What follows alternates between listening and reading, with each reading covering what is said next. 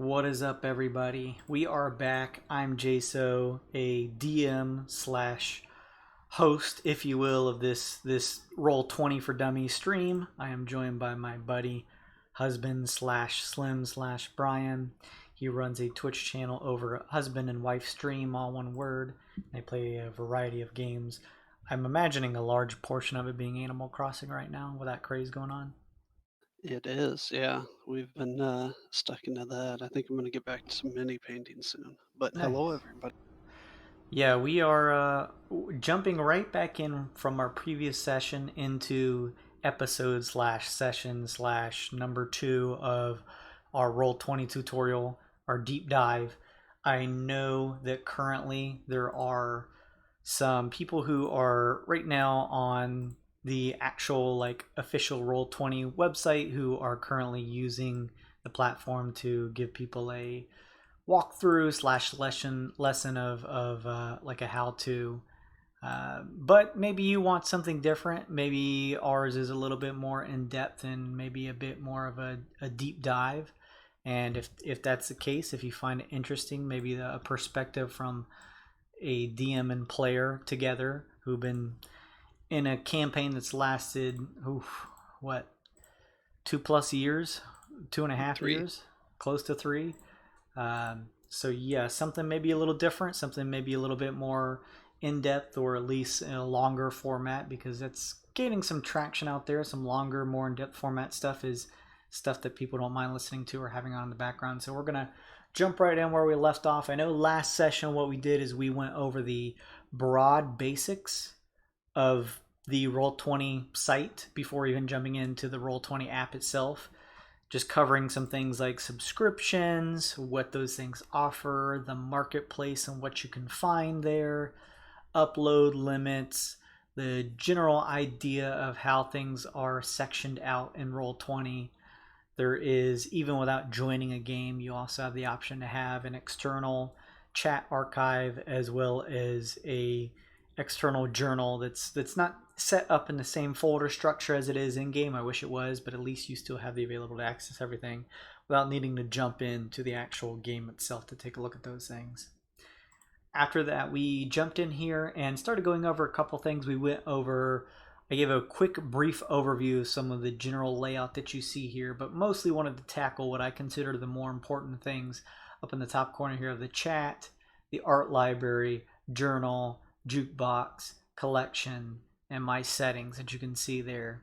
So we covered some of those things. We talked about the chat. We talked about some of the cool opportunities that you can have with the chat in terms of whispering people, rolling the die, etc. We talked about the premium assets versus your library assets that you can upload and things that you can add in there. And we went over some basics when it came to the journal in terms of creating a structure and hierarchy for things, which is going to be dependent on how you prefer to run a game. But we kind of went over just some basics with that. And I think where we left off was shifting over to the jukebox section. And so we're going to pick right up there with the jukebox. Did you have any questions, Slim, since we last met on anything in particular? Uh, Not at the moment. I'm sure a little bit more will pop up through the stream. Having done that stream with you last week and then joining for D&D, it was definitely a little more interesting to see behind the veil. So I think I'm going to follow along for the first bit because Jukebox I have not messed with yet. The jukebox is actually pretty cut and dry. As you go into it, will notice that there may be nothing currently playing, no playlists, nothing created here. However, as you go into the, if you have maybe like a separate page open, Slim, where you can see the jukebox too, maybe like a campaign you've Mhm. created, you'll notice that in the top right there is manage audio. That's where you're going to want to start. And once you click manage audio, it's going to bring you to, at first, your playlist menu. That's going to be empty if you have done nothing yet in terms of uploading anything or choosing any songs. But from there, you'll notice the other tab to the right of it, the tracks tab. This is your go-to point. And from here, you'll be able to see a number of tabs listed below that. You're going to see My Audio, and then you're going to see 3 others that are loaded up with content. Now, My Audio, at least for what we can see here in the campaign I've created, has plenty of music that I've uploaded over the 2.5+ years that we have streamed for our other tabletop game, Weird and Wild. But for you, as you look at it, it will probably be empty. The other 3 tabs you'll notice are full of different kinds of music / sound effects / ambience. Those 3 are tabletop audio, battle bards, and incompetent. To briefly summarize before we kind of dive into uploading your own audio, one of the things, if you're trying to create a custom campaign yourself, and more specifically if you're looking to stream music while you are using something like Twitch or something like that, it is definitely a good idea, and maybe a good idea in general, if you just want to be able to grab and mix and match some tracks on the fly, to take a look at these 3 tabs to the right. They are all going to be from, these are all separate websites. You can go to Tabletop Audio, I think it's .com and maybe .org, something like that. Battle Bards and Incompetech. These are all 3 different other organizations or systems that have been built outside of Roll20 that have worked together with them to provide audio. So especially if you're someone who's wanting to stream something and run this on Twitch or something similar to that, you can rest easy knowing if you pick any of this music, because all of it is going to be covered. None of it is copyrighted. You're allowed to use it wherever you like. It probably doesn't hurt to credit them if you use their music or sound effects, but you don't have to. This is all going to be freely able to use as far as I'm concerned. I don't remember there being anything in here that gets you copyright struck or anything like that. If you're not streaming, if you're just playing this with your friends over the internet and you're not doing anything like that in terms of trying to record this, then this is still a great place to go to. We'll start with the first tab. Tabletop Audio is a great place to go to if you are looking for a lot of ambience. None of this stuff is going to really be music per se. It's all going to be either ambience, sound effects, or some of it may be music, but not a lot of it's going to have lyrics, if any at all. And Tabletop Audio specifically is going to have more of a ambient type of sound. This is the tab, if I'm not looking to upload something myself and customize it with my own audio, I generally go towards Tabletop Audio. These don't have any sound effects. It's just pure ambient music that reloads. But the plethora of options that Tabletop Audio has, I mean, from the beginning, but also added over the years that they've existed, is pretty great. It's a very nice selection. You're going to be able to find quite a lot of options here to choose from, and you can take a look at them. When you go to play a track, for example, if we're under Tabletop Audio and you're like, I want to listen to what this sounds like, and you hit the play button over to the right side, you're going to hear the sound of what it sounds like. And if you have players who are in the campaign with you, they're going to hear the same thing. But if you're wanting to, for example, loop this sound effect or ambience or music, or do other things with it, you're going to want to add it to your game. So to do that, like if I, for example, come across this 1920s speakeasy that's at the very top of Tabletop Audio, I enjoy the sound of it, I'm looking for an ambient saloon or something similar like a speakeasy that you're looking for, and I say I want to add this so that I can play it at any point I want instead of having to go all the way here to manage audio and finding it. You're going to click the drop down that has the add to at the top right, and you're going to click add to game. And you can stop playing that. You'll notice on the right that you now have the 1920 Speakeasy. Now you can click that title, you can rename it if you want, and this is the same for anything you add to that. You can rename it to whatever you like. If you have a naming convention that's easier for you to take a look at, you can check that out.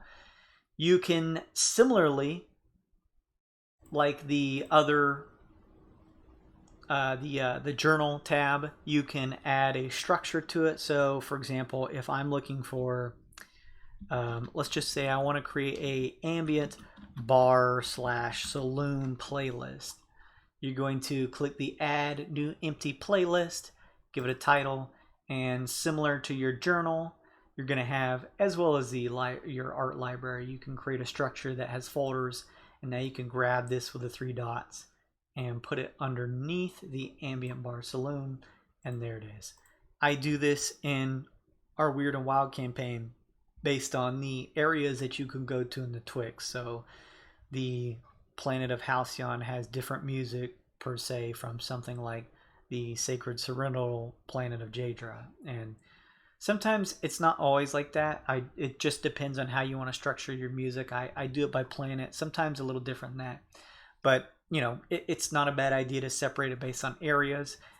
If you want to create a couple different sounds in a playlist of dungeon music, if your characters find themselves in a cave and they have diverted from the main sort of plot line that you intended for them to go on, well, then you've got access to be able to quickly find the folder that has cave slash dungeon ambience. And there you've got a couple sounds built in, and all you have to do is do that by going through these three tabs and adding it to that.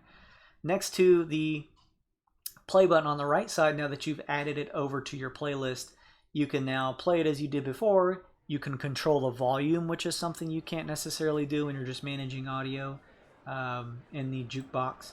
And you can actually, right next to the play button is a loop that you can click. So if you want to keep the ambience rolling, you can do that. If you want to switch music and you don't want it to be as abrupt as just stopping the soundtrack and switching to something else, the three dots to the right of that, next to the volume, allows you to fade the music in, fade it out, or get rid of it if you want. You can also always just right click on the title and you can do the same things there. So if you're trying to quickly fade something out, if you're done with that piece of music and want to get rid of it, you can delete those, anything you want. So tabletop audio, going back to the three tabs, is a great source when you're looking for general ambience. The thing you want to be aware of, the only thing that, as for me, a personal pet peeve with tabletop audio is, along with the ambience, they like to add in some extra sound effects sometimes. For example, you may find the gentle sounds of the rolling hills in tabletop audio that has some wind and maybe the sound of some grass sort of shifting and swaying in the winds. But then all of a sudden, about midway through the track, they like to throw in maybe like a cart with a horse sound on it. And that's just a little pet peeve of mine, just something to be aware of. It's probably not a big deal for you. This is just my my OCD, is the fact that throws me off only a little bit, because there are some areas that I'll have my players in where there is no cart, there is no horses. I don't like the sound of footsteps just happening out randomly, only because you guys, Slim, you're probably aware of this, you as players are very observant of the music I play, and sometimes I don't want to lead you off the wrong trail by having you guys assume, oh, I hear footsteps. Is someone approaching? What's going on? I just want it to be the pure ambience of the music itself, or the sounds itself. So just something to keep in mind when you're scrolling through tabletop audio. They like to add in a little more atmosphere than you'd expect. So to keep an eye on that, if your players are in an area where there wouldn't be horses or talking people, you may want to sample some of the tracks and just make sure that that's not in there, if that's something that bothers you. A That's very minor quibble. that's happened to me before. I was playing some stuff just directly off of YouTube, and I had a good like babbling brook, mountainside, like you're saying, wind and stuff, and then we were getting to a good part of story, and all of a sudden you hear, Yeah, you will find exactly that type of stuff with tabletop audio. It's a great way to add ambience, but some of the tracks may not sync well with the location or setting that you have your characters in at the moment. So just something to keep your ears out for, in case that type of stuff triggers you like it does me. Moving on from tabletop audio, Battle Bards is another interesting one, and Battle Bards is, I would say, split into two separate portions. The first half of the Battle Bards audio is largely pure sound effects. So if you want to add a little bit more flavor in combat, or with some sound effects, if your players use specific weapons and you want to add a little bit more, not only ambience, but pulling your players into the game, making them more involved in the world and ensconced in it, you can use these sound effects. There's plenty of them. They run the gamut from swords striking wood to monsters biting their jaws into chainmail. There is a nice mixture. And as you continue to scroll down, as you see here, there is just It's a lot of music. quite a lot. Yeah, there's plenty of options. As you continue to scroll down, these will naturally continue to populate as you keep going down. It shifts a little bit into some what I would consider sort of like Roll20 ambience, where you have some really great stuff that you might find that tabletop audio didn't cover. For example, Dark Elf City, temples, I think some church-like stuff that's pretty cool. Some great stuff there. And then finally, what I consider sort of the other half of Battle Bards is a really interesting thing. Now, I don't incorporate this into my campaign, but if you're looking for a very interesting thing, here we have, after you run through the sound effects and a little bit of ambient music, a number of fantasy races and things that they would say. For example, the dwarf temple, or for example right here, adult dwarf speaks. And if you play this here, there's a dwarf who is speaking in his natural tongue. Now, that may not be helpful to you. You may prefer to do a lot of the role play yourself, and there's a variety here. There are a variety of, as far as I'm aware, these are mostly just sort of like medieval / fantasy stuff in terms of the various races and the things that they're saying. But you'll also find a variety of options within those. You may find a dwarf barkeep who's just a voice sample of like a barmaid who's a dwarf asking the players what they want to drink, offering the menu for them. You have races speaking in their natural tongue, maybe getting aggressive and yelling. It's an interesting choice because maybe in a situation where you either don't find yourself with the if you don't find yourself in a spot where you're comfortable trying to put on a voice, or you naturally just like to role play in your normal voice, you don't want to throw on something crazy all the time, this is a good way to have some samples for stuff. Maybe your players ask you, what does the dwarf language sound like? And maybe you're just one of those role players / DMs who's not good at coming up with that stuff on the fly, or you're not knowledgeable about it enough to want to try and just come up with it on the fly. You want to know what a good sample of it may sound like from another source. This is a great place to grab it. You could just tell your players, instead of trying to role play it yourself, you could just say, this is what the dwarf says to you in his natural tongue, and then play this sound effect. So this doesn't really, I usually don't use this stuff because I prefer to role play a lot of that myself, so it doesn't fit in with our campaign. But it is an interesting sliver of options that you have if you want to have it ready to roll in a situation where, the players come across, an innkeeper who's offering, the various accoutrements at the end that the players can make use of, whether it's the beds or the meals there, stuff like that. So there's an interesting mixture. And then as you keep scrolling, you'll notice that there's plenty more sound effects. So it's a little bit of half and half with the Battle Bards. From there, we move on to Incompetech. And they have a sliver of, well, I shouldn't say sliver, they have quite a selection, as the others do, of various music / ambience. Again, the one point that I want to bring up, as each of these seem to have a little bit of a quirk with them, the Incompetech has a lot of different ambience and music with it. They are all composed by this guy named Kevin MacLeod. So you'll notice as you play a lot of the music that while it may be all different, it has a different sound. While it's all different music, it has a slightly samey sound to it. You can definitely tell it was composed by one person. They have a certain style to them that you'll find is across the board. This stuff that Kevin has produced for me is It's not exactly what I'm looking for my campaign, but you may want to look through and you may find stuff that you like from it. Um, and I'm sure I probably use one or two of his tracks. So it's just a point that I wanted to make, that it's all created by him, so you'll notice it all runs in a similar flavor, if you will, or at least somewhat similar style that you'll notice. And it's just a little too. It's hard for me to put the finger on it, but it's just not the type of feeling that I want to convey in our campaign, but it may work for you. So just something to keep an eye on.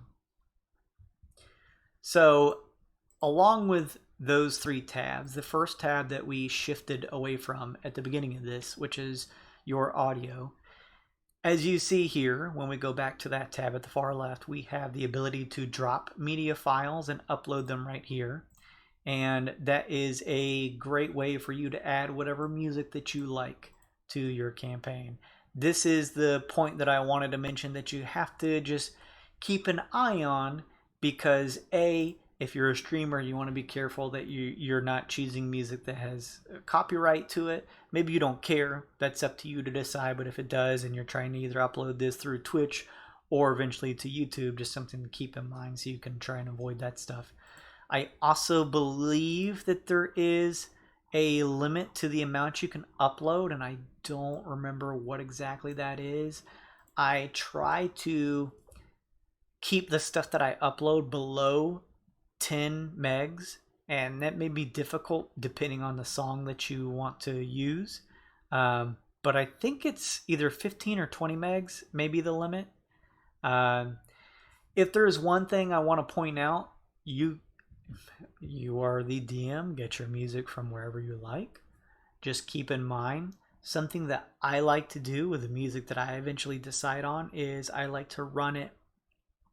Generally, I like to find copyright-free ambience, but when you try to pull up a lot of that, you will generally find that because it's of an ambient nature, they usually have a track that runs like for 10 plus minutes, sometimes 30.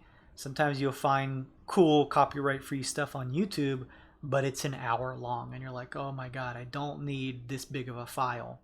What I like to do, and this requires very minimum work, it does require an outside program, but you can just use something as simple and free as Audacity. Some of you may already have it, or at least know of it. It's just free audio editing software, and you can download that music or grab it from wherever you're able to get it from, pull it into Audacity. I generally do something like, or this is also a great way if you find a track and you're like, this is great, but I want to use this, for example, in a battle piece or an encounter, and I know that it's going to go on for some time, and I don't want the players to hear that same 2 minutes before it keeps repeating over and over again. Bring it in Audacity. You can clone it. You can extend it so that it runs more before hitting that last note before the music fades out and the song restarts. If you found a track on YouTube or somewhere else that's copyright free and it's got an ambient nature to it, but it runs 30 minutes long and it's a bigger file that's, tens of megs large, bring it into Audacity, chop it down. What I suggest too, at least my method, is when I'm ready to export things from Audacity, I export it as a OGG file or an OGG file, and you can keep the settings low. I keep the settings low when I export it as an OGG file, and I don't really notice all that much of a quality loss. I'm not an audiophile, so there may be other people out there who hear it and are like, whoa, this is very different. But at least in terms of keeping the upload limit small, that is the way I like to run with things, especially if you try to come across ambience that is great and you want to use, but the person who created the track has made it 30 straight minutes, and you're like, I don't need this much. One of the benefits of the music here in the Roll20 platform, the good thing is it used to be situated where anything from SoundCloud that you had a link to in terms of the URL, you could use that and use that music. It was a godsend. It was awesome. I still, to this day, I know a lot of things have sort of taken the spotlight in terms of music streaming, like Spotify. I'm sure iTunes is still big. I still prefer SoundCloud. I also like a lot of indie artists, so that was my jam. They removed that. They added in things like tabletop audio, battle bards, and Incompetech, which was nice. But they also eventually caved and said, "Hey, we removed this great feature, and we want players to be able to have the choice of music that they want. So we'll let them upload their own audio." And when they did that, depending on what account that you use in terms of Roll20, even if it's a free account, they, I think, not only boosted but maybe even went, they blasted past double the storage that they had previously. So it's a great thing, even though we lost the quick and easy ability to add stuff from SoundCloud. Not only now do you have the ability to add your own music, but as long as you either A, keep the music files that you upload low, or B, if you're someone who's just like, I don't really need custom music, I can grab everything, I just want some nice ambience, I can grab everything I need from tabletop audio. That just means that you have all that extra storage that you can use to upload for maps, character tokens, etc. So it's been a boon in terms of being able to switch to this system. So once you've uploaded a file by using your My Audio and clicking the upload button or just dragging and dropping, it will upload in a list underneath here. You can see all my tracks. You can search for tracks. You can add tags to make it easier for searching things. You can play the song without adding it over to your playlist over on the right side in your jukebox. And you can similarly do the add to drop down and add it to the game. Now, it's a little confusing with the UI at first. If you've uploaded a song, you're like, I need to delete that. There's no delete button that you see on here after uploading one, but there is if you just mouse over the title of a track that you upload and click on it. You'll have the ability to rename it, and you can also click the trash can icon to delete it. So it's not initially visible, but it is there if you need to get rid of a track. It's not stuck there forever for you. So some cool stuff there to take a look at. And if you're someone who wants to tailor your audio to really surprise or have some really interesting ambience or sound effects for your players to get engaged with, that's a great way to use that platform. And again, you can add it to your jukebox over here, and you can structure it with folders based on however is your preference in terms of DMing. So does that all make sense, Slim? It does. I know it's probably a silly question. It's almost the same thing. Audio files, can you do the same thing for anything that you've pre-recorded? Yes. There All right, are awesome. a couple different file formats on here that you may want to make yourself aware of in terms of what you can upload. Um, but I'm pretty sure there is a list of. Let's take a quick look here so I can see Roll20.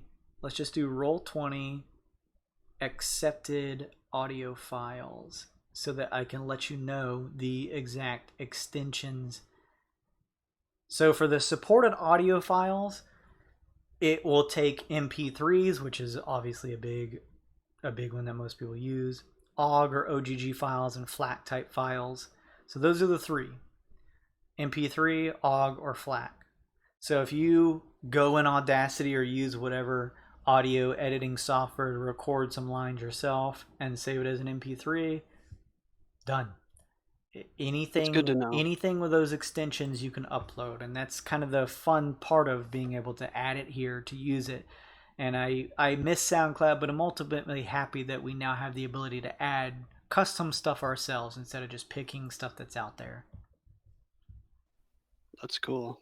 In the one of the games I'm currently running, the one I'm running with Hero, uh, the world it's set in is kind of a mixed match of previous places from one of our old DMs and some of our previous players. So I talked to them, as many of them as I could ahead of time, to say, hey, it's still cool that maybe I make one of your characters a blacksmith or a famous character within the realm that helps shape the you know area we're in. Yeah, yeah, sure, no problem.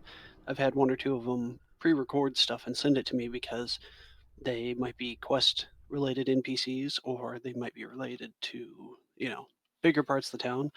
And I took partial liberty off of almost like a voicemail that sending letters to people like with the spell message, carved into it or rune etched into it. I'll take that sometimes and I'll have them say something. So when they meet, if they get one from the players, they'll hear it in their voices. So it's not always just me, but it also gives, a nod to previous players and their characters. I like that a lot. That's really cool. Kind of got the idea when Stray first joined us. Hmm. I remember he had that file when he hopped in, or Oh, sentient that's right. cloud. Yeah. We had a situation where I was wanting to add a player into the campaign as just like sort of like a one shot in terms of like a story arc. I say arc, but it was really just a side story. And I wanted him to join the party for a single session as like a guest appearance. And I wanted to surprise the players by having him show up at the end of the session before he joined, but he unfortunately couldn't make it. So we made great use of the audio in terms of the things you can upload here, and we just had him record him introducing himself as a surprise, and then I played that for the players, and then that let everyone know the big surprise that he was joining, and the next session he was able to join in. So that was a great example of being able to use stuff other than music to help tailor make stuff for your players that can be fun. Similarly, here under Manage Audio, if you go back over to Playlists at the very top, you can already create a playlist instead of just adding single tracks over to the jukebox and then having to drag them one by one under a folder. You could create a new playlist here, and then when you're done, add it to the game based on the music that you have uploaded. So just something to know. I don't use that myself, but it's there if you want to sort of customize it and get it ready and then just add it all at once to the game. I generally add tracks as we go through the campaign, so I like to add things to folders I've already made and already have there. So, but if you have a bunch of music that you know you're going to use during your game or your campaign, then you could go ahead and use that format to do it. Similarly, as you are playing a song, as I mentioned, you can adjust the volume, and if you have a large amount of folders built up over here on the right side in your jukebox, and you are scrolling through them, it can be difficult sometimes if you're trying to switch to another track and you have one currently playing if you have a lot of music.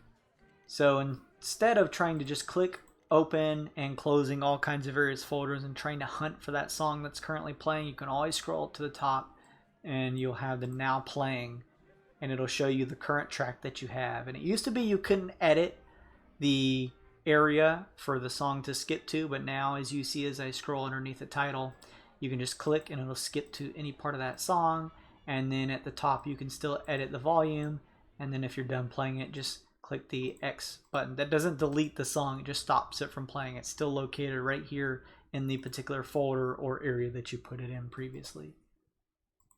So that's the jukebox area. We're going to move on from the jukebox over to collection. Now, collection is an interesting place. This has a couple different things in it, and this is a little bit more in depth in some of these areas than A, I'm going to go into, and B, because I largely don't do it for my campaign. So this, you may find, for example, looking at the collections, you'll notice immediately are macros. Now, I went to an art school. I'm bad. I'm bad at doing the math and programming stuff. I'm bad at even figuring out macros and when to use them for stuff. I prefer to just roll the die and then add the number that the stat bar tells me to. So I myself don't use a lot of macros. If you are a player, on the other hand, and this is, for DMs largely to figure out Roll20, but it's probably helpful to players as well. Players, you guys may want to invest. If you have a character and you know what your attacks are, for a DM it's a little bit more difficult because you're constantly cycling through creatures and things like that. You may have a couple characters that are a permanent fixture of your story or campaign, but largely you're having to roll a lot of different dice for a lot of different things. And so macros, at least for me personally, I don't bother with them. I don't have the time to set it all up. Generally, the things I would create it for, the players will kill it in that session. So there's just a waste of time for me. But if you're a player or if you're a DM who knows that you're going to specifically have some fixtures in that story that are going to be there for a while. You may want to create some macros, create some things for their skills, their abilities, their attacks. And you can show a quick macro bar here, and that'll pop up at the bottom. I don't have anything, so you'll notice at the bottom left that nothing appears. Does that quick bar list different macros or dice rolls that easy? Just like does. Oh yeah. So we'll just go Oh through man, it. For macros, if you click add, I did this back during a 4th edition campaign. We'll just say this is, let's say I'm playing a character and he's a psionicist and I want to do mind attack. There you go. There's mind attack, and the actions are roll d20 plus 4. I don't even know if that is an actual macro. Let's test it out and see. When you hit the test button, it's going to appear in the chat. It always appears in the chat. So there we go. It actually, it functions pretty similar to how I want. Do you want it visible to the players? And then I'm going to add this, and I'm going to add you to it, and I'm going to save the changes. So you'll notice, you probably saw that if I roll it. Did you see that pop up, Slim? I did. Okay. So yeah, all I did was /roll space d20, another space plus 4, and then similarly it adds it to you as well. Now if you go back to that macro that you made, for me it was the mind attack one, and you click in bar, and then you want to show the macro quick bar with the check mark, you'll notice now down at the bottom, if you're playing your character or your NPC, if you're the DM and you want to just have that stuff handy, down at the bottom now is mind attack. And just when you click mind attack, it's going to run with what you have set as the macro under that. So an easy way, again, this I personally think this is probably more tailored for players, just so that they know, for example, if you're a monk and you attack 30 times, not a bad idea to just have everything set up so all you're doing is just punching a quick macro button and it's just going to do the roll for you. That may not be advantageous in all situations. There may be times when you have to modify a roll outside of something like that where it doesn't help and you need to adjust it on the fly. But it's a great way, like I mentioned previously, if you're a player or a DM who has some fixtures in terms of NPCs or creatures that you want to have ready to roll. Maybe you are an aggressively OCD DM/GM and you want to have those things at the ready, even if they are monsters that may get killed within that session and then they're gone. So something to keep in mind. I didn't know it was that easy to yeah. my fellow players. I'm a pleb. I should have. We have we've been trying to convince some of our players to come up with some of those macros, and I didn't know it was that we'll custom still and keep that tailored. trying. Yeah. I could easily do that for my character that I play in his game. Has like 7 different firearms that I've forged, crafted, or found over the time that I've been there. A bite attack because I'm a lizard folk, and a newly crafted energy blade. So I've I've got a walking arsenal on me, and I actually do use at least 5 to 6 different weapons over a 3 or 4 game period, assuming there's combat in each, and that would be useful. On the other hand, for DMing, I definitely would make one for high or low luck rolls because we do that for. I'm looking for a, all right, you know, let's take a luck roll on it. At least a D100 or a D20 high or low. But I think also for some of the pub games that I do, like at least the first roll is a handful of D6 and then re-rolling a few individually and stuff. So I actually do see quite a bit of use for that.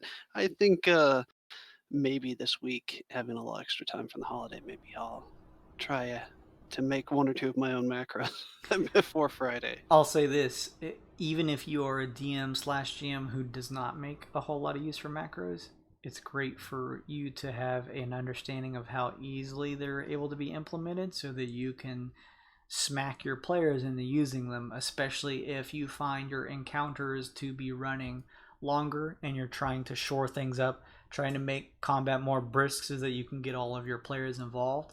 Remind them, go and show them, just say, hey, click on your collections and let me show you guys real quick how to set up a macro. It's very easy. Even if you know, you're just setting it up for some of your base stuff. It doesn't have to be for your complex spells or anything like that. Let's just make sure when you do your base attack, when you're trying to slash with your sword or shoot with your gun, that you can, all you have to do is click a button. You don't have to sit there and type it out in the chat. You don't have to sit there and go slash roll D20, or you're not having to click over in the toolbar and hunt for that D20. You know, you can just click the button and it's done. It's so simple. It saves you time as a DM, saves the player's time. It's a great feature to have. It definitely clears up a lot of extra space because the initiative, some of the items, some of the, uh, you know, like that, the cards, the helper's hand, the all the different tabs that within Roll20 that I'll have open. Sometimes the dice are just in the way, and I don't want to take forever on my turn. It's easy when you're level 1, 2, or 3 and you're just casting a spell or making a attack, but when you're making a handful of attacks, different weapons, different guns, different targets, different modifiers within range, without of range of different stuff. It would definitely cut down, I think, turn time for a player or a character, which I mean goes back to even on both sides of that, like I was saying, DM or player. I think it's just like you were saying, it's good to know both sides because I don't know anybody who DM'd a game after playing once. Oh, I got this. There's a lot on both sides to be being a good player for your group and your DM, uh, and the Mm-hmm. opposite side. So I definitely can say that for here. Oh yeah, absolutely, absolutely. After the macros area, you're going to move into decks that you see here under the collection. As you look at the decks, you'll notice that just as a standard, you're given under this list playing cards. Now, decks can be anything. It can be something you've made yourself. It can be something you bought off of the Roll20 marketplace. Maybe you fancy some fun things like some crazy stuff to happen. Maybe the players have to draw some cards after they roll a certain number on the die. Maybe you're still playing by some of the old rules of Dungeons and Dragons where you really love, instead of just a 1 being a fail and a 20 being a pretty high, largely success for something, perhaps you want to change that into crit cards. We did that for the campaign for a while, where on 1s or 20s, not only did their respective attacks either miss or hit, and then they could do their double damage, we also implemented crit fail or crit hit cards, and they gave the players other bonuses. But you could do simpler things. For example, if the characters mosey on into a saloon, they may find that they want to play a game that use just standard playing cards, and that's already set up for you. So when you click any of these, let's just start with the playing cards, for example, and hit show. It's going to show them for everybody. All of your players will be able to see this stack here. Now you have a couple different options. You can obviously shuffle, and that will shuffle the deck at any time. You still have the option over here on the left. You can always draw, drag, or a drag to deal. So, for example, if I wanted to manually drag each of the cards out to the players, I could take this, and as you see, I'm dragging it over. I'm going to highlight over Ringkaz's icon, and now he has that card. Now, as long as he has that card in his hand, I can't see it. Even if I'm the GM, I can't see it. So that's something to keep in mind. You can always, there's an option when you look at another person's card that you can click a button that asks to steal that card. And if the player accepts, then you can take it from them. But it has to be a mutual thing between you and them. There may be some games where maybe, depending on what you're playing, you want to pass the card to somebody else, and so they give the okay for that. You can similarly click the deal button when you're highlighting your cards over on the right side, and you can say, I want to deal 6 cards to Ringkaz, and you could just do all players. And then it says here, deal cards to turn order items. Interesting. There must be between 1 and 100 entries in the turn order to use this feature. Okay. So that would deal it in terms of the turn order if you had that set up. But let's just say everyone's playing game of cards, I want to dole out, 6 or 7 each of them. You punch in your number and deal. And there he has a hand of 7 cards that he can look through and think about using. Similarly, when you drag a card over to your own area, you'll notice that only you can see it. So this is a way for you to play a game of digital cards, and it still translates even though you're playing online. Nah, I didn't know that you couldn't see them. That's cool. Yep. If you are done with a game and the players are going to leave the saloon after they've gotten the information on where the missing woman is, you can hit recall, and you have plenty of options here. It's largely cut and dry. You can recall all, and you'll notice that all of them are pulled back to the deck, and then you can hide that. So a little bit of some interesting things here, not terribly intuitive. You may not get it at first, but when you're looking at that playing cards deck, or one that you may have created or used from the Roll20 marketplace yourself, there's obviously the area to show or hide, but if you click on the title, for example, if we click playing cards, it's going to give us a bunch of options now. We can name the deck whatever we want, and you have a variety of options here. It's actually pretty in-depth. You can check mark a box that shows the deck to the players. You could keep it hidden. You can choose whether or not the players themselves are allowed to draw a card. Sometimes I wonder if I should keep that box check marked or not. You can do things like, for example, with a deck of playing cards, there's a finite amount of cards in that deck, and that creates balance for the variety of games that you could use with an actual deck of playing cards. So you may want to keep the cards in there finite. But, for example, for my inspiration cards, I just want them to keep going. I want you guys to be able to keep drawing, and I don't want it to run out. I always want it to be random what you get. So I check the box that says cards in the deck are infinite, and I also click, which is initially check marked anyway, or bubbled in, is I always want it to be a random card. So for my inspiration cards, which is I don't award inspiration just on the fly in my games. I just dole out inspiration at the beginning of every session, provided that they don't already have a card, and then they can use that whenever they like during the game. I have these options set up so that I don't have to ever worry about them running the deck dry, and I know that, there won't be any instance where 4 players will pull the same exact card, because that's just how the deck happened to be shuffled. It'll always be random. They'll always probably have a different card so that they can mix and match, and they'll get something different, which is what I like.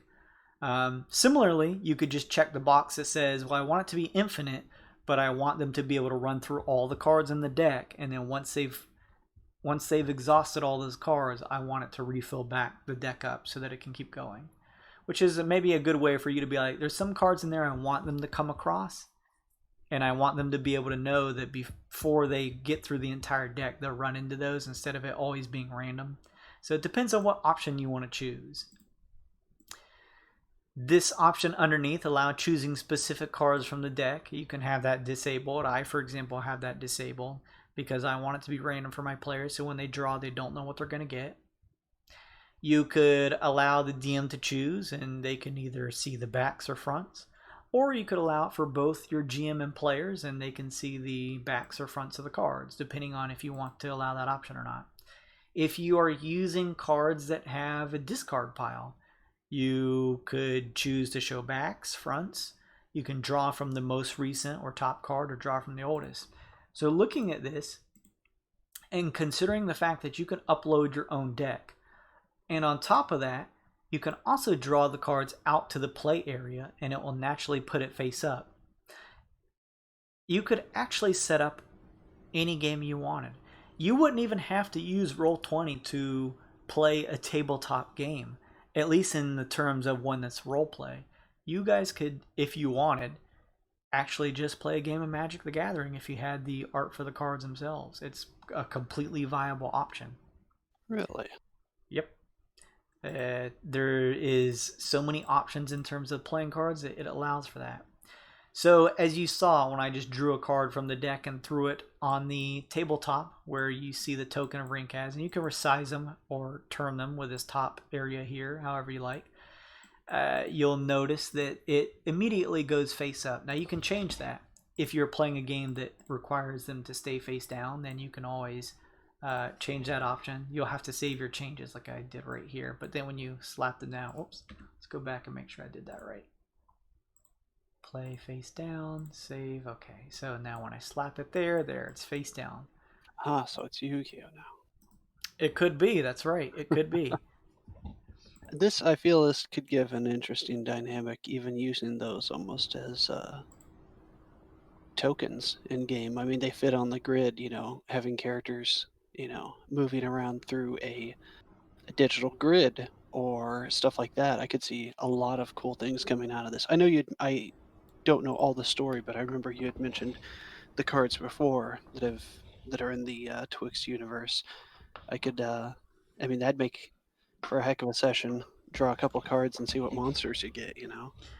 Oh yeah, I created in a campaign long ago a character that got his magic power from the cards that he did, and it was actually I always thought when Yu-Gi-Oh first came out that the names on the cards sounded so, it was that weird, like translation from Japanese trying to bring it to American, where these Hmm. card titles were just like Elven Maiden from the Sacred Grove of the 12 Eyes, green moss monster, and you're just like, this sounds like some otherworldly title. Like it, it's just crazy. So I extrapolated off that idea and created a character that similarly used all of these weird, goofy cards that he drew his magic from, and they had these really terrible, super long, convoluted names similar to Yu-Gi-Oh.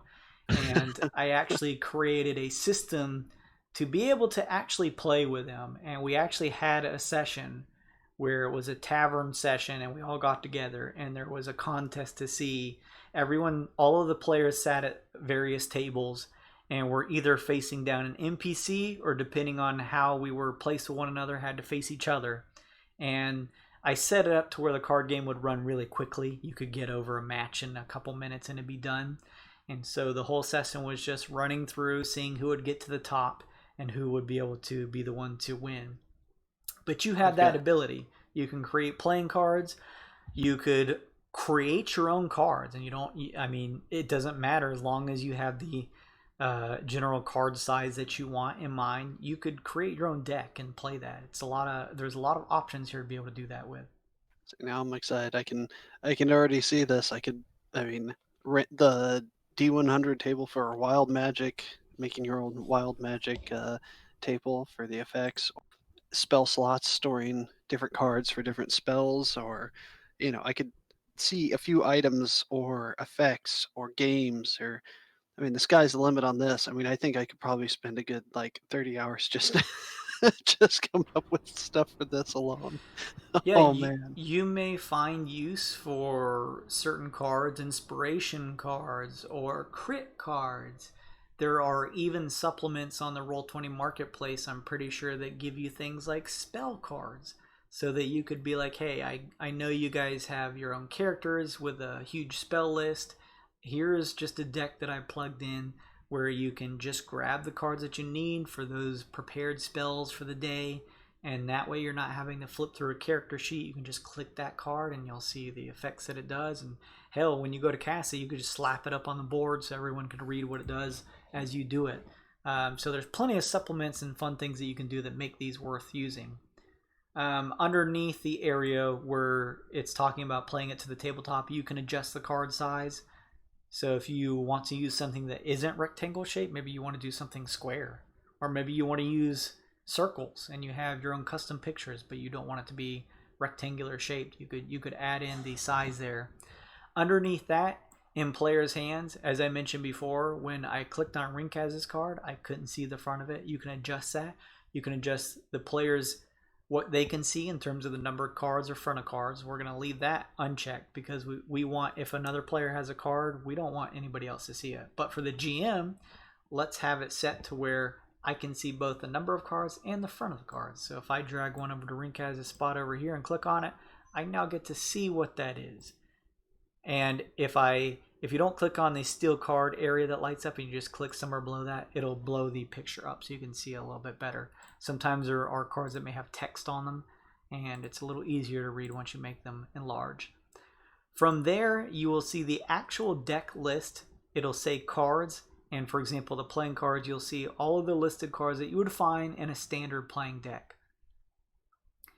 And as you scroll down to the bottom, you'll see the card backing, so you can add a picture for what the back of the cards looks like.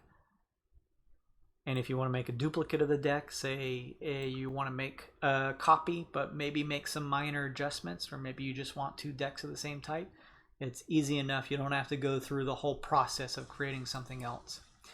So when you click on any of these individual cards, it'll allow you to change the name, and you can remove it and add a different picture. Similarly, let's go out of here, and for example, under the decks on the collections list over here, if you click add, it's going to add a new deck. And if you click on the name, it's going to bring you back here. If you scroll down, under the card section, there are none yet. You haven't made any. So you can click add card, and similar to the options you saw in the already created playing cards deck, you have the ability to name it, and then you can choose a picture file to upload. So it's easy enough for you, as I was mentioning, to create your own custom decks. Similarly, if you're looking to get rid of a deck, it's easy enough once you click on the title of it and bring up the separate options area that gives you the various options here, and you scroll all the way down, you can just click delete deck, and it'll say, hey, are you sure? And you can get rid of it. So lots of cool stuff there. That's being married to someone who happens to dabble in Photoshop and went to school for graphic design. That letting her know that, I'm sure that'll pique her interest as well, because I know we had talked about hosting a game for a couple of our viewers, a couple of our friends and stuff, and she said, I'll step out because I'd like to help you plan for it, since it's our channel we're going to stream on, or even just a few of our friends. I said, that's a good idea. So the idea is that's it's half the problem. Well, I could go look up artwork, or I can find some stuff or create some stuff and then get a little assistance on that end. A two-headed monster now. I'm going to spend quite a bit of time on those decks of cards. I've got a lot of ideas flowing now. Yeah, it's seeing the breadth of options that this platform allows you to have is, even if you don't make use of all of it, it's actually pretty cool to at least take a look at, because it can breed some inspiration in you to, maybe even you didn't plan on dabbling in the decks. You're like, I had no use for cards, but now that you see the breadth of options, it may inspire you or other GMs who are watching this or just going through the tutorial to be able to maybe think of some stuff that they may want to end up using. So that was the macros and decks area. Go ahead, Slim.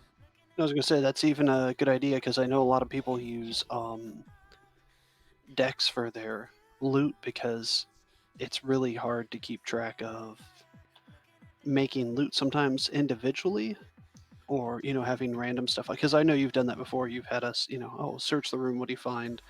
Do you find something good, something bad? There's quite a few times where I'm like, is it gold? What is it? What's the multiplier on it?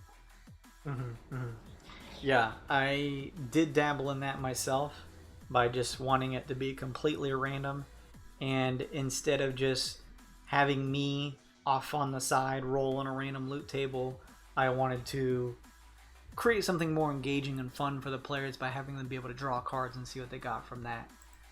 And that was an interesting way to handle things. Speaking of tables, underneath the macros and decks area, you'll find rollable tables. It'll initially have nothing, but if you click add, you'll have yourself a new table. If you click that, you'll notice that you can, similarly as with the others, give it a title. It'll ask if you want players to be able to roll from the table, and you can add different items. This will give you the ability to set a name, a weight, and the weight is the number of times the item appears in the table. Higher weights are rolled more frequently. You can also think of the weight in terms of a percentage and enter the percentages here. For example, a weight of 25 is a 25% chance. You don't have to include the percent sign, as long as your weights add up to a total of 100%. So just as I mentioned before, and you can of course upload your own icons if you have a picture of some loot, some coins or a potion that you want to add. This is your way. If you don't want to use decks for people to have rollable tables, you could have them roll on these tables and they could roll to find what kind of things that they come across. That way, you don't have to go Interesting. searching online for random loot tables. You could create your own. You could tailor make them for specific areas in the game that your players come across. You could always go to outside sources on the internet, but it's nice that these options are all built in here, so you could really custom and tailor make things to the experience for your players and yourself so that you guys can enjoy it. That's again, that's very beneficial because I've started to get into crafting a bit more. Wife was playing a leather worker, skinner kind of character, and that was part of her background. And I tried to emphasize each one of the characters, even if they had a small profession or they did something that they could actually get a little bit of a benefit from it, uh, to add to it. Because again, I know you know this, being a fighter, you fight. You don't have as many skills. Doesn't mean you can't just pick up skill or a trade on the side and start working with it. It definitely helps on the RP end. So I could see that as well, just for getting, you know, a base set of what loot you would find off of, you know, different monsters or for resources. Mm-hmm. Similar to MMO or other game style types implemented in here. Oh yeah, absolutely. Absolutely. Hey, happy birthday, heroes. A little happy birthday to you, buddy. Thanks for stopping by. Yeah, there's a lot of options there for you to go across. So that is largely the collections area. We're going to touch on my settings. This is probably one of the areas you don't have to finagle with too much once you initially set it up. You, at the very top, have the easy ability to exit the game, but also if you have created a couple things, for example, if you have set things on a separate layer, maybe the GM layer, or if you have dynamic lighting and you really want an idea of what your players are going to see, you have the option to rejoin the game as a player. And that will take away all of the GM slash DM privileges that you would gain from being on the other side of the screen and allow you to really experience things that you would see as your players.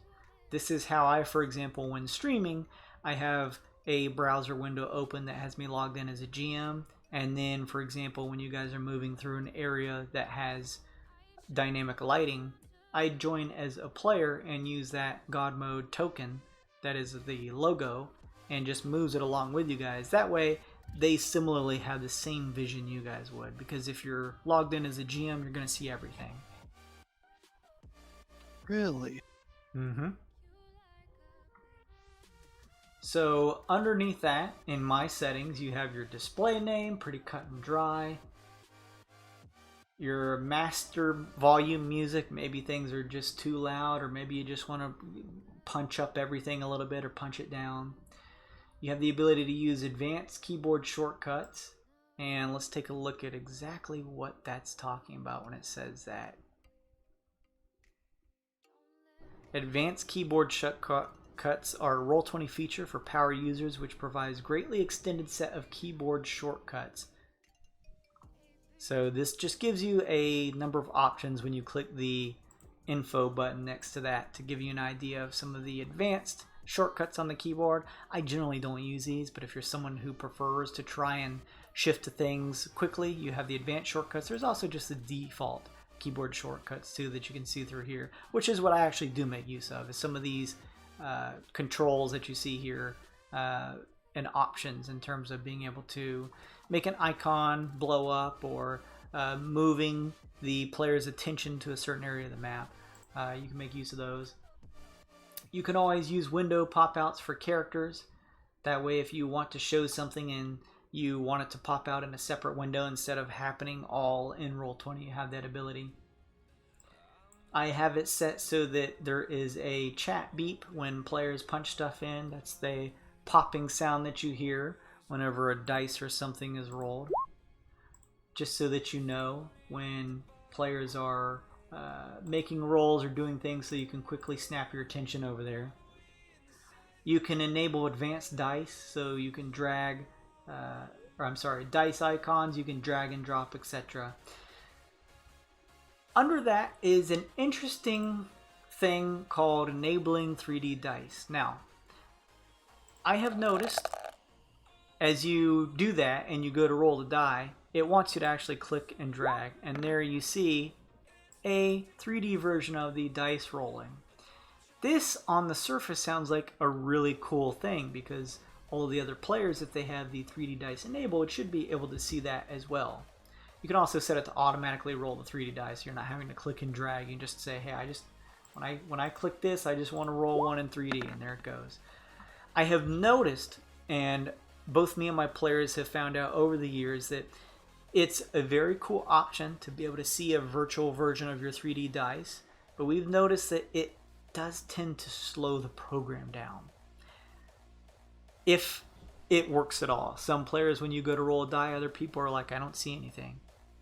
So it seems like I have had this option not enabled for some time. So you may find that this works fine for you and your players. You guys may have fun rolling a actual viewable version, visual version of your digital dice. That can be a lot of fun to take a look at, which is cool and is definitely worth it. I'm just kind of giving a forewarning. You may notice with this option turn on some lag. You may notice if you have a complicated map with a lot of tokens and things on it moving slower. Other people may not necessarily see your roll until several seconds has passed.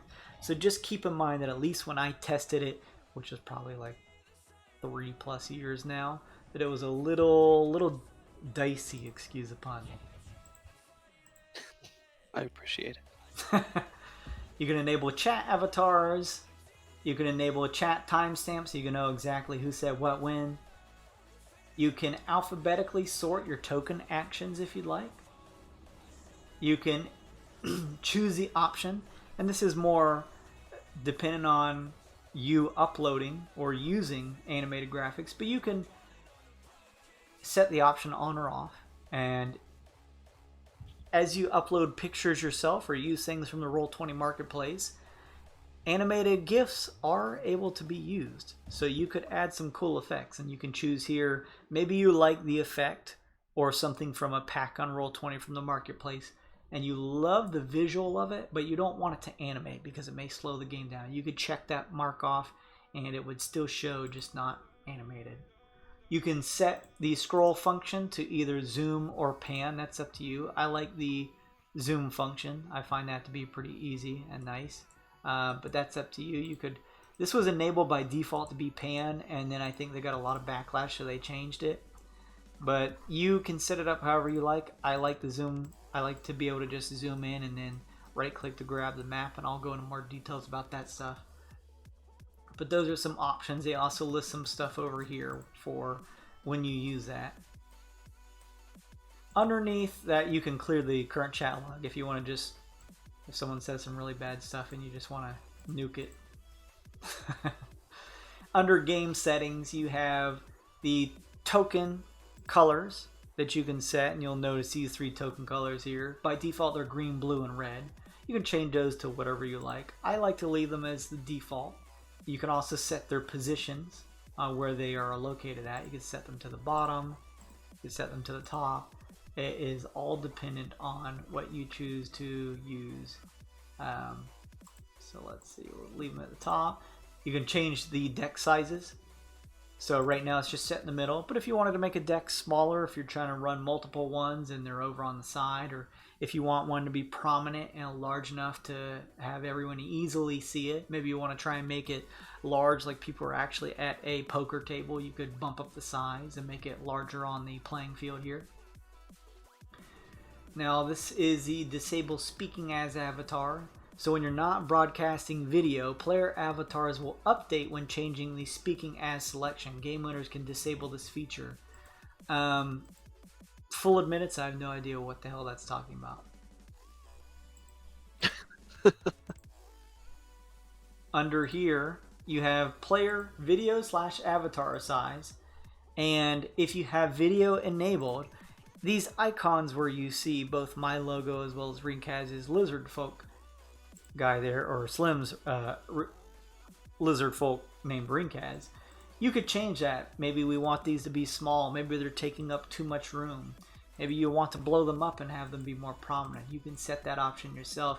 If they're just getting in the way, you could just set it to names only. Maybe we've already got Rinkaz and his icon in here in the game. We don't need another picture of him, so we could just switch it to names only. It all depends on your personal flavor and how you want your behind the screen setup to look. You can also set whether you want the icons to be at the top or bottom of the screen.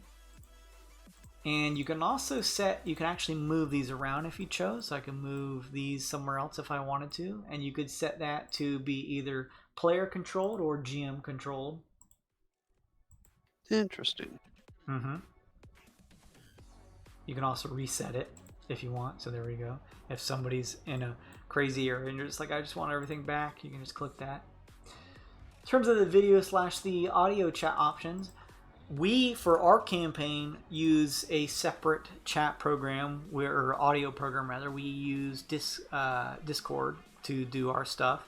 But if you wanted, you could run both all of your video and all of your chat functions through Roll20.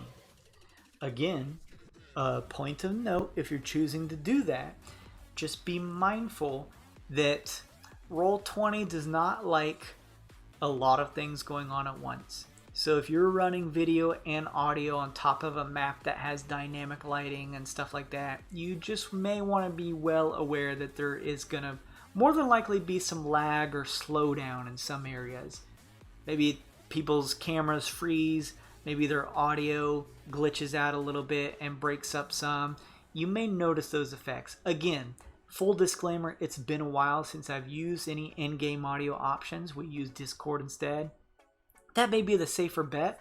I don't know for sure. They may have fixed a lot of those issues.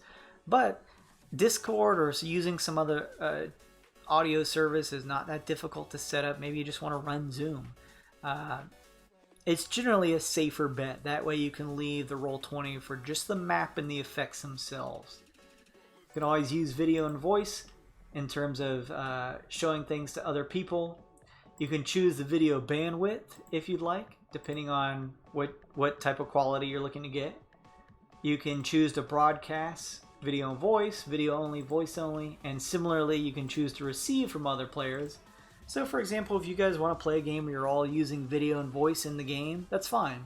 If you want to see everybody else, but maybe you're not too comfortable being on camera, but you still want to use the audio from the camera, you could choose that option. There's a plethora here.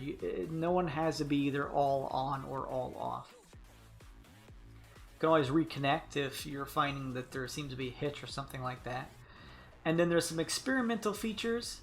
There's a QR code for the tablet that you can use. Again, full admittance, have no idea what that's for. The transmogrifier, that is a special option that is available to, I believe, the Pro members, although it may be to Plus members as well. You can use a transmogrifier to copy elements between games. So typically when you create one campaign, the pages, the characters, the decks, the handout, the tables, the jukebox, that generally does not, some of those elements do cross over, but a lot of them don't. For example, my jukebox stuff, that has the same music, but it doesn't have any of the playlists. I haven't created any, but if you create a playlist within the options, then you could use the transmogrifier to carry that over. You could carry your documents, your pages over. You could carry your characters over. If you've created decks in another campaign and you're like, this is still in the world, but it's a separate campaign that I want to run, you could copy those over. So just something to keep in mind. You can see that I could transfer them from Weird and Wild over to the Black Sun Suite or vice versa. I don't use that option because I keep everything maintained in one game that I've created, but that may be something that you want to think about. So that is really it in terms of the areas up at the top right. Moving on to the actual, I know it's taken us an hour and a half to essentially get here, or two and a half hours rather. Actually, at this point, 3.5 hours, sorry. But we are here to the actual visual grid and map that you see in front of you. We have Rinkaz, a bench, and a Tyrannosaurus that I threw down previously. Now, things Which might to also be me. which may at some point be Rinkaz. He may ascend to godhood and become a T-Rex. Some of the immediate options is, again, as you saw in the options, I have my scroll wheel set to zoom. So when I scroll up and scroll back, I'm zooming, and you can use that in certain areas. You always have your option to, when you zoom in enough, use your scroll bars here to go up and down. If you, for example, have your mouse wheel set to pan, or you just prefer to not use your mouse wheel to zoom in and out, at the top right, you have the zoom increase and decrease, and you can just move that bar up and down. You can click the button to move certain increments. And if it's in your way and you don't want to look at it anymore, you can just click the top where it shows a percentage. And then this percentage will always show you how zoomed in you are on an area. Some quick things to note before I move away from the right section of content is, if you want to have if you're trying to go through, especially as a DM, if you're trying to go through the content in here, but you still want to see the chat log, if you double click it, it'll create a separate window. And you'll have your chat as that separate window, and you'll still be able to access everything else over here on the right side. I do that for the stream, for example, so that's a separate window that you can look at.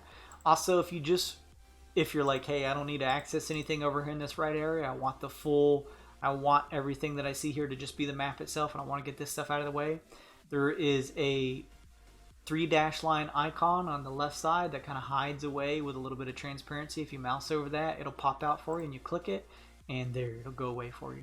And similarly, you'll still see it in this corner if you want to bring it back up, but if you're like, I just want my full view, I want to be fully immersed, you can click that and just get rid of it. Now you just have essentially the mat and just a few other icons on here. So by default, you are on a single map. And if you want to create separate maps, there is the page toolbar, which looks like a paper icon that is colored blue right next to your magnification tool. If you click that, it's going to drop down. And this drop down is going to be your maps. You're going to notice that at the beginning, you probably have just a default map, and then to the left that has no title to it. And of course, if you click that, you can add, and I can say jungle, we'll just give that a name. And over to the left side, we have the ability to create a new map. So let's just create a new map. You click that, it's going to add it. So there you go.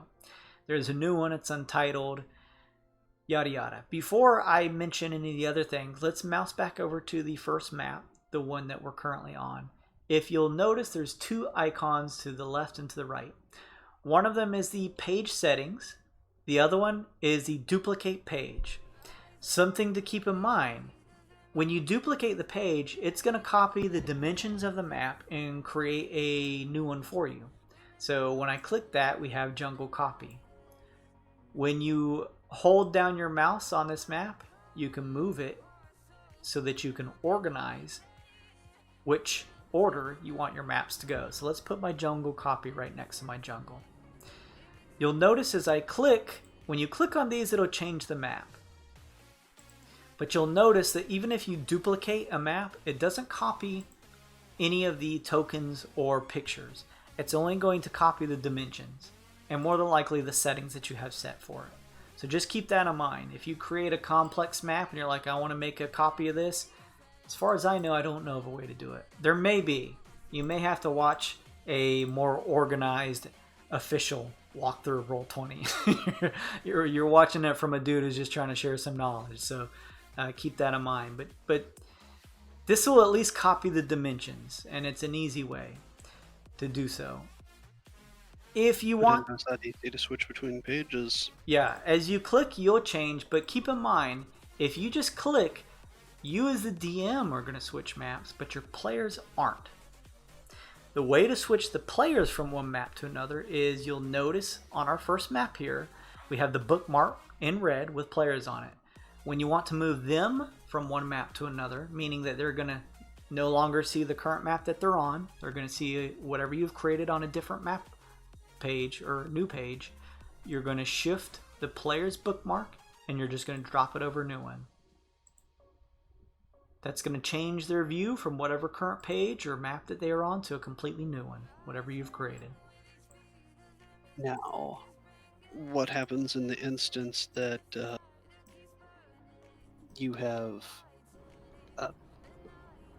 let's see, Neo Gokyo, how me and Nvidia were on the ground and everyone else was up on the sky? That's for the player's view. What about the token? The tokens don't change. So, for example, I had a map layer that had you, Rinkaz, and let's go find Nvidi's token real quick. There he is. There's one that had you, and hang on just a second here. So you see your 2 tokens here?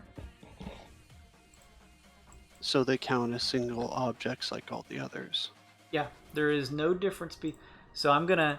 This is also a great way for you as a DM, especially when you're in the middle of a game, to be able to set things up, move tokens around, maybe hide some things without the players being able to see because they're on a separate map than you are. So I can throw some effects on here, make some things, and I can say, okay, let me switch back over to this map that you are currently on, Rinkaz, or Slim. And you and this character here, Nvidia, you guys are in the jungle and you're moving around. And Glacé, who's this other character, is over in the temple that's on the outskirts of the jungle.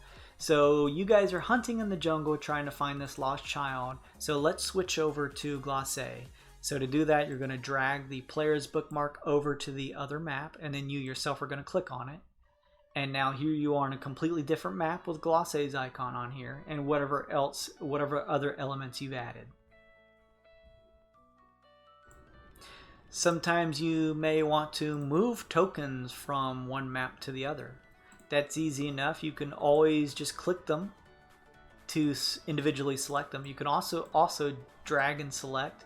And as you right click, that'll give you a plethora of options. You could just hit copy, or you can use keyboard commands like Control C, Control V. So let's move over here and I'll say Rinkaz and Nvidia found the child, and you guys head on over to the temple to join Glacé. And then I just paste it and there they are.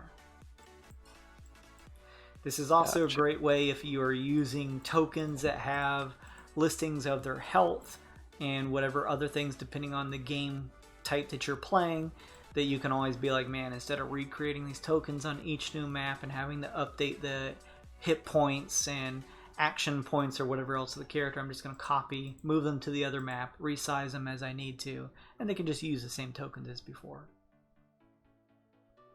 Now, on the page toolbar, under any of your current pages, at the top left is a page setting in blue. It looks like a gear. If you click that, you're going to get a variety of different options here.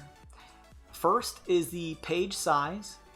It by default is set by 25 by 25. There is a background color that you can choose. For example, I want to change it to black, and you'll notice it changes to black. If you are dealing with a game that doesn't use just a 1x1 grid scale, you can change that. Or if each of your squares in whatever particular game you're playing have a separate distance to them besides 5 feet, because 5 feet is a default standard in Dungeons and Dragons, but it may not be in the game you're playing in. You could change that. You could change that from 5 feet to, maybe I'm using a vast valley map, and instead of 5 feet, I want to make every square count as a mile. You could change it to that. And that way, when you're using the ruler feature, which I'll go over later, when you use a ruler and stretch it out, it'll say, hey, from this square to that square over there, it's 20 miles. And that'll give your players a nice, cool way to see the scale of things.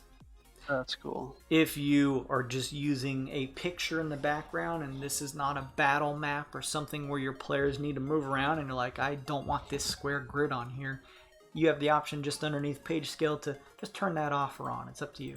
If you turn it off, all of the options for it will disappear. But let's keep them enabled so we can go over them. you have the option under the type of grid. By default, it's square, but you could choose to do it as a hex.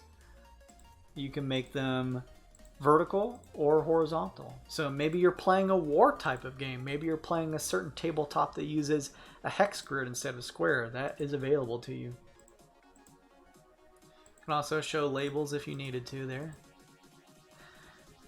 It is built in here with some of the game types already to show you measurement based on the type of game. For example, we have Dungeons & Dragons 5th edition and 4th edition, Pathfinder 3.5, Manhattan or Euclidean, and that controls how diagonal cells are measured when you're trying to use a ruler, for example. You can also adjust the cell width and how many pixels that is for each of them. You can also choose what color you want your grid to be. For example, right now by default the grid is set up to be gray color. But if I'm using a map or a background, for example, that is gray color, you can't see your grid anymore. So you'll want to go into your options and say, for example, change that to maybe black so it stands out again. You may also say, well, I want a grid, or I do want some type of distance here that the players can move square by square, but I either want it to be less apparent or more apparent. You have the opacity bar here underneath that lets you play with those options. For example, I try to immerse my players by using a grid when the need calls for it, but I like keeping it very, very with a large translucency. So I like for it to still be there if they are paying attention, but if they're generally just looking at the map, I almost want it to blend into the map and then just see that. You could turn it all the way off if you wanted to. And that would still allow characters and their tokens to move square by square, and they could also measure things because that is instated. They just wouldn't have to see the grid. So those are some options there for you. The next option after your grid and moving on to the next area is the Fog of War. Enabling the Fog of War will disable updated dynamic lighting, so just keep that in mind. When you have Fog of War enabled, that basically allows you to do a couple different things. Immediately, once you use Fog of War, I, as the DM, can still see everything on the map here, although it has a little bit of a black overlay to it. However, over on Slim's side, because he is a player, his screen should have gone completely black. Now, over on our toolbar, which I'll get into in more depth, you will have the ability to, on this toolbar, select Reveal Areas under this eye icon. And when you drag, click, you'll be able to reveal areas to him. So I just showed him some tokens. So for example, if you're creating a dungeon layout and it is a very structured square style layout without too many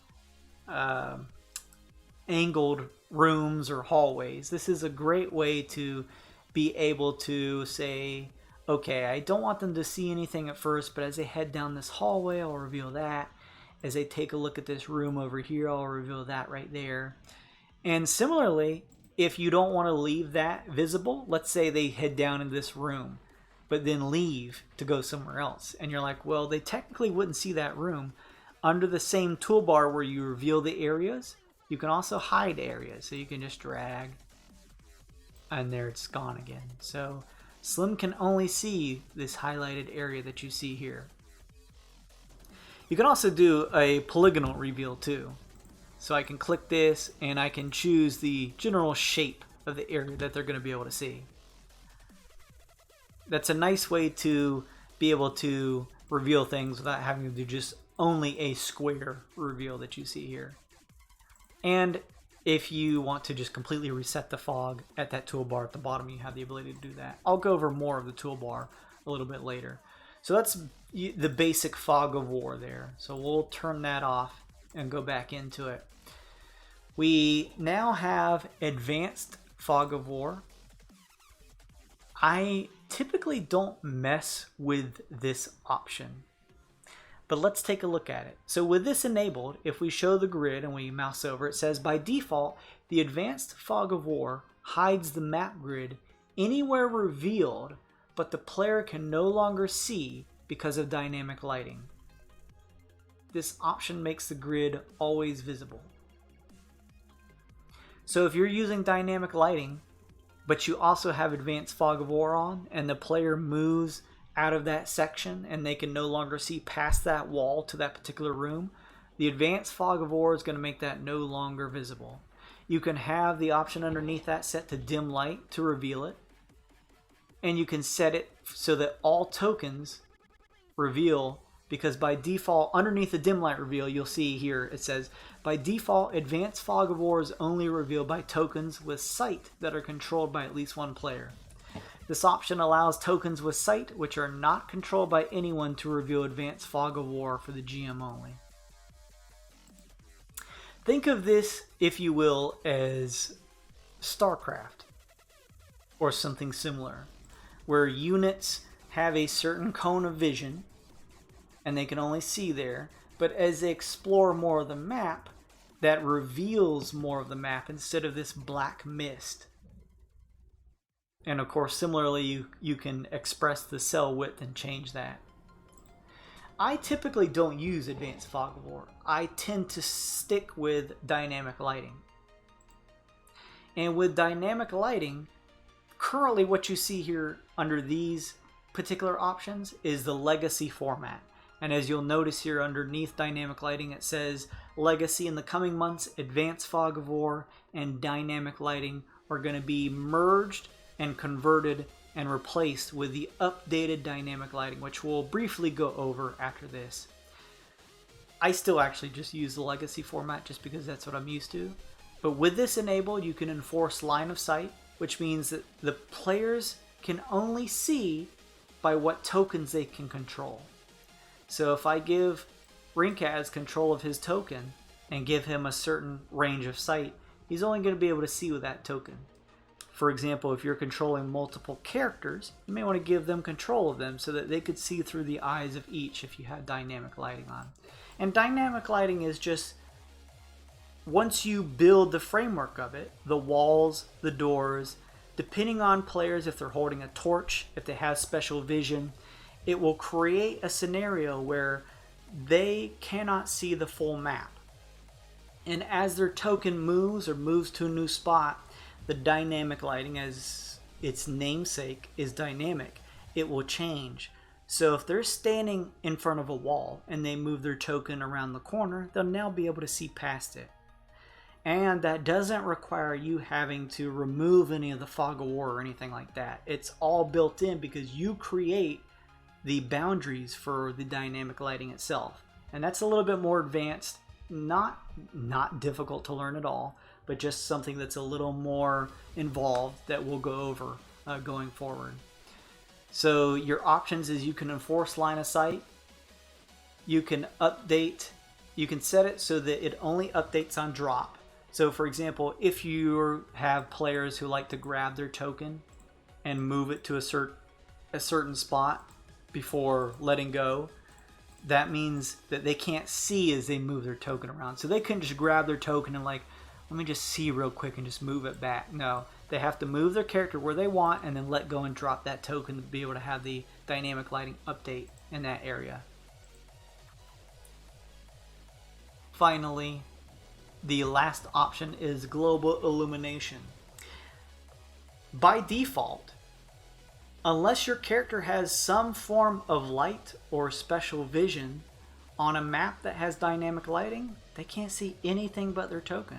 Just like in real life, if you pushed someone into a dark room, turned off all the lights and closed the door, they may be able to see their hand if they pull it up close to their face. They could see themselves, but beyond that, it's pitch black.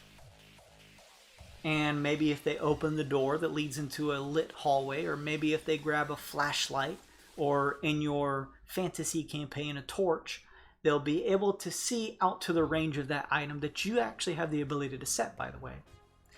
But let's say that you are creating a map where you still want players to have dynamic lighting. You don't want them to see in houses or beyond walls, But let's say it's a map that's out in a sunny valley, in a village that they're exploring, maybe a ruined village that has some ruins in it. And you don't want them to immediately see through the walls, so you want there to be dynamic lighting, but it's not like it's dark. In that case, you want to set global illumination. And what that does is instead of darkness, you show light in all places the player can see. So the range that they can see is not restricted anymore. It's fully lit like they're outside. But they still can't see past boundaries you set. Like they still couldn't see through a wall into a house if you set the walls up that way. That's on the previous map you guys played on when you got to Horzotis. That was global illumination because it was dim light, but not dim enough to the point where you guys were completely in the dark without it. It was basically very much an overcast area. So you couldn't see through the walls, but if you were outside, you could see down a cobblestone walkway as far as you could possibly see before it turning and another wall taking place there or something like that. Ah, gotcha. You can enable restricting movements, and that's a really fun thing. By default, even if you have dynamic lighting set up, any of your players could technically drag their tokens past one of the boundaries or walls or doors that you set and place their icon inside. And potentially see all of the either hidden goodies or terrible secrets that you have inside of that room waiting for them. So instead of allowing your players to do that, you could always set the restrict movement option on, and if that's on, it doesn't allow players' tokens to move through dynamic lighting walls. Now this can be enabled even if the lighting is not used. So if you just want to set up areas where players can't move their tokens through, you can do that. So in my campaign, I like to have this option on, so that way my players don't just immediately say, I want to move through this door, and they just magically move their tokens through there, because they may change their minds. They may be like, ow, I didn't mean to move over here, and now I've just seen a room full of treasure or monsters. This way, even if they try to drag their token up against the wall, they can't move through it unless you, the GM, do it. When you have any of these options on, whether it's fog of war or dynamic lighting, there is a layer of darkness that you as the GM see that helps you to be able to still see everything on the map, but it also gives you a sense, an idea of what your players can see, because the areas that they're able to see will have a lighter look to it and won't have a black over top of whatever there is there. You can set that to be higher or lower. So as you mouse over this bar here, you'll see the GM can see through dark areas hidden from the players using Fog of War, Advanced Fog of War, and or Dynamic Lighting. This setting adjusts the opacity of those dark areas for the GM only. Maybe things are too dark by its default, and you're like, I want it to be a little lighter. As the GM, I'm still having a little bit of a tough time to see. You can drop that bar. Or if you're like, I can't really tell what the players can see and what they can't, you may want to bump that up, and now it's all that much more darker, so that when you reveal areas, it is that much more open for you to be able to see. Those are just options that you can set depending on how you prefer to have things set up for yourself as a GM. Underneath that, finally, one of the last options for the particular page settings is if you change to a map and you want to immediately have music you have set up to play as soon as the players load in, you can choose right here, either from your tracks or a playlist that you may have set up. You can always archive the page if you're done with it, or you could delete it if you want to completely get rid of it. Those are options that you have at the very bottom. Now, before we get out of this page settings options here, if we scroll back to the very top, on the left you have page details, but on the right we have the updated dynamic lighting, and I'll just go through here and read. This feature is in active development, so they're still testing some things. Turning on updated dynamic lighting will turn off the legacy dynamic lighting, so you have to choose either or. You either use those options from the page details in the legacy format, or you're going to roll with the sort of beta test version in the right tab. If you want to go back, you'll need to turn on legacy back on for the page. Revealed areas in one system will not be revealed in the other. consider testing the feature in a copy or new game. So you have to choose either or. You can't choose both. However, you'll notice here under the updated dynamic lighting that the options are a little simplified. You have dynamic lighting either on or off, and then from there you have certain things. You have Explorer mode. This reveals areas of the map that players have already explored, similar a la StarCraft. This does not reveal areas that were revealed when Explorer mode is disabled, previously called the Advanced Fog of War, as I was mentioning. So you could turn that on and say, if they go over this place, I want them to be able to see it, and even if they move away, I want it to be visible to them from then on. There's also Daylight mode, which is in Legacy mode global illumination, as I mentioned before. This adds light to the whole page, good for a sunny day or a well-lit room, or GMs who don't want to place a bunch of torches. You can turn that option off or on. Finally is the GM darkness opacity. That's just what I was mentioning, where you as a GM, you can have those options where areas that are revealed or hidden are more obvious to you or less apparent, depending on how you want to roll. Like I said, because I'm used to the Legacy format, still use that, but it may be fun to dip into this test version of the updated dynamic lighting to check that out. That is really it in terms of the page options. Moving on from there is, well, let's actually dive into let's throw some stuff on here real quick. So I was going to ask real quick, you were talking about the lighting. How did you make the spotlights and the torches in general, like the light on my gun or the torch? That is under the options that you have for your characters. Each token that you have has the ability to have sight, as well as the ability to have either the Legacy format, or you can just shift over to the dynamic lighting and choose those options there. Oh, okay. I'll go over this in more detail when we do like a map example that uses dynamic lighting. But basically, when you double click a token, you're going to want to go over to the Advanced tab, and you're going to want to have the character be able to have sight, and you're going to want it to be in a 360 cone, and you can choose if they emit light. Like if they're holding a torch, you can set the light radius where the start of the dim happens, as well as the angle. So for example, I'm going to set a light radius here of, let's say, 60 and 20. And we'll say all players see that light. So let's take a look here. This page does not have dynamic lighting set on it, so let's turn that on real quick.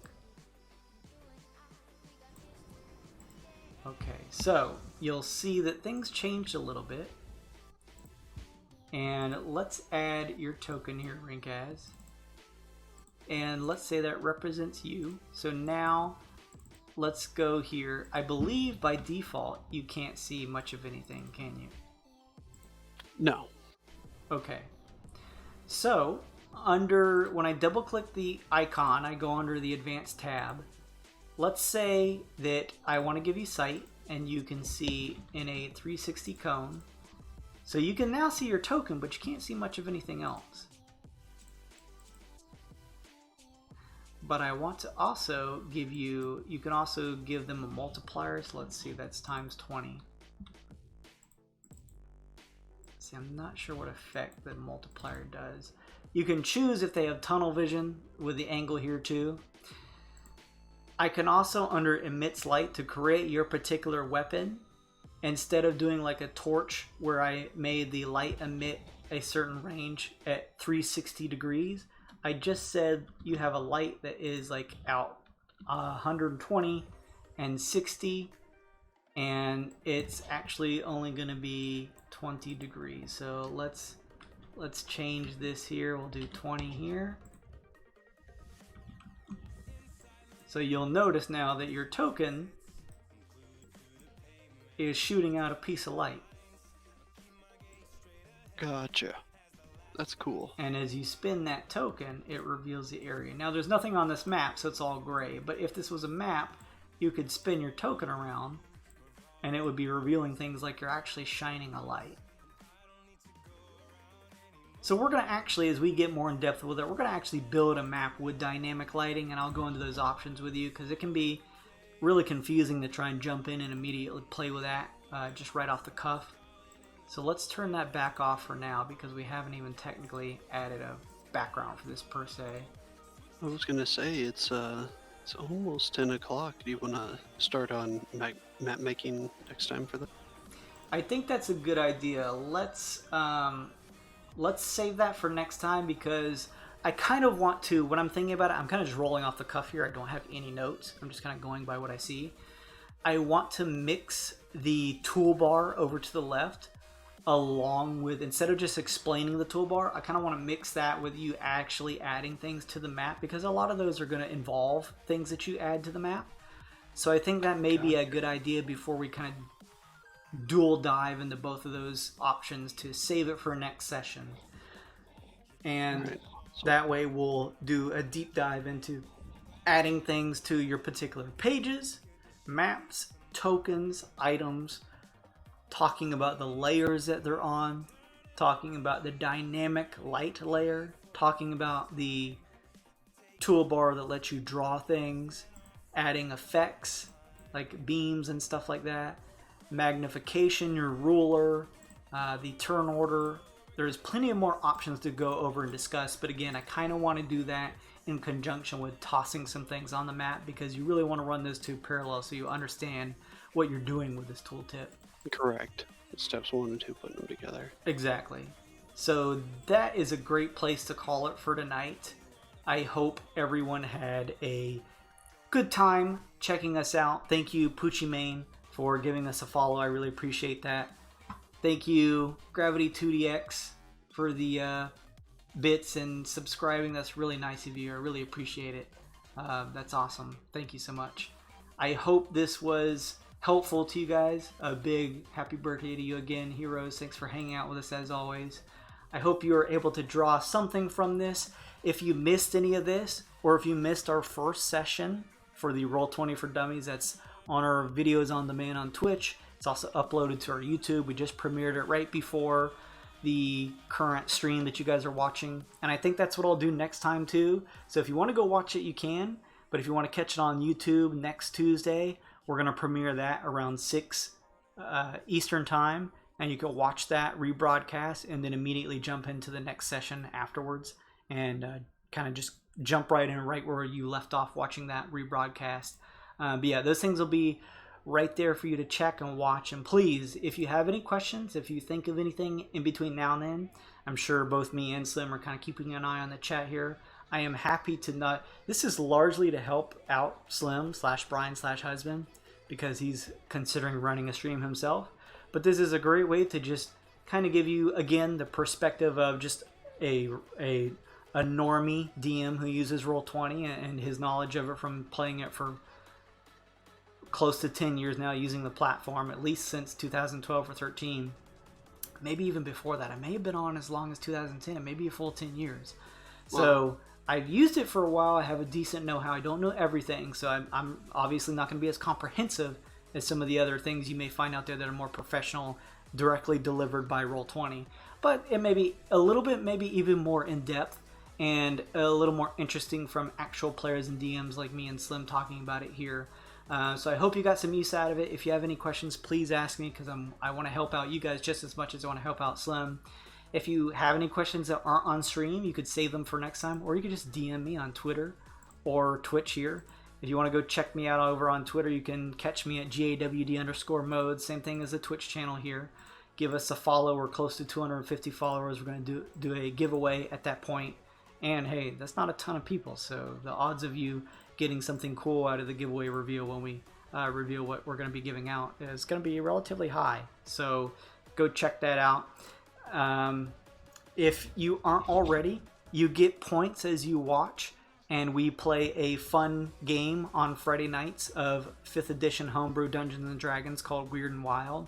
We play it every week, close to every week. We barely miss any sessions. you will accrue Twitch channel points as you watch both this stream and that one that you can use to interact and do fun stuff like buy inspiration for the players. You could buy a cheap little reward of giving them +1 to a roll. You could give them weird bit packages to use that will help them build rooms on their ship in game, or give them extra gold to use and expend. There's a lot of fun stuff. You could name an NPC. All kinds of fun things that you can check out and use there. So take a look at that. And, you know, if you haven't already, you could just click the follow button if you want to subscribe. That gives you even a bigger multiplier. You get bonus points for doing those things. So check that out. I really appreciate you guys for just stopping by anyway and taking a look at us. And is there any channels you want to rep over there, Slim? At the moment, I mean, our husband and wife channel. Also, check out Hero's Legacy. He streams quite a bit throughout the week. I know he's been going over a mix of different things as of late. Awesome, awesome. Yeah, go check him out. Is it just Heroes Legacy ZF? Is that the Twitch handle? Yep. All right, cool. Yeah. Go give him a follow, give him some love, go check him out as well. Really appreciate it because he's always popping in our streams and giving us some love. So that'd be awesome to give some back. So yeah, take a look at that. We're gonna be back here. Slim, what do you think? Next time, same week, same place? Oh yeah, sounds good. Okay. I think there's probably gonna be 1 or 2 more of these. Yeah. And then I think that'll give everyone a decent overview of things. Yeah. At least give you kind of the basics. Maybe we'll have, you know, if we get done with everything in terms of the broad overview of everything that we can through here, maybe we'll do a shorter extra episode with whatever questions you may have or anybody else of just straight Q&A, maybe something like that. But that all depends on if you have enough questions or something like that. But yeah, probably another session or 2. So stay tuned, check us out, give us a follow, or if you're just here to learn about Roll20, we have it on the VOD coming up soon, as well as YouTube. So check that out, and we'll be back next time. Thank you for hanging out with us. Goodbye, everybody.